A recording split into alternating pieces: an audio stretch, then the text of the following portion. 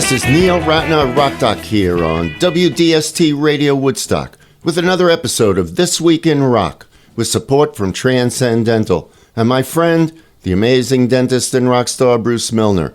Visit Transcendental, his stunning new office at 2 Maverick Road on the corner of Maverick Road and Route 375. Chaka Khan was born in Chicago on March 23, 1953. Chaka attributes her love of music to her grandmother, who introduced her to jazz as a child. Khan became a fan of rhythm and blues as a preteen, and when she was just 11 years old, Chaka formed a girl group, the Crystallettes, which included her sister Yvonne, who later became a successful musician under the name Taka Boom.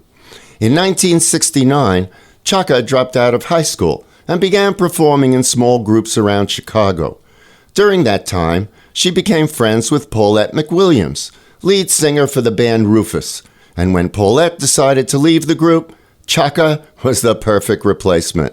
In 1973, Rufus signed with a major label and released their debut album, with Khan becoming the star attraction thanks to Chaka's powerful vocals.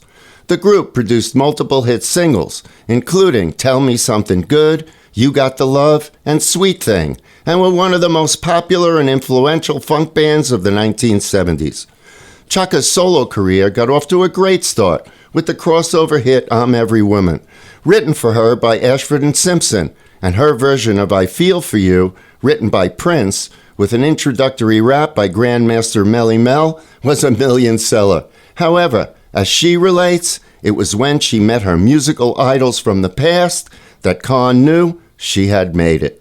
When I left home, the Crystallettes were gone, all that. I was a woman, I was on my own.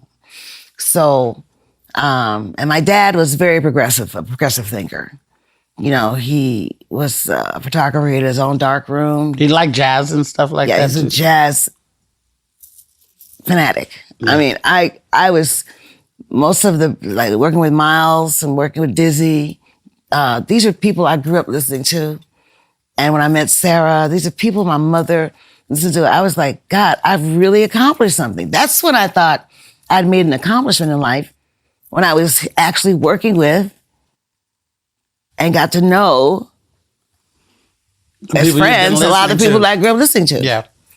Quincy Jones loved the song Ain't Nobody, and it almost went to Michael Jackson for his album Thriller, but instead became one of Chaka Khan's signature tunes. All right, let's listen. Rufus and Chaka Khan and Ain't Nobody.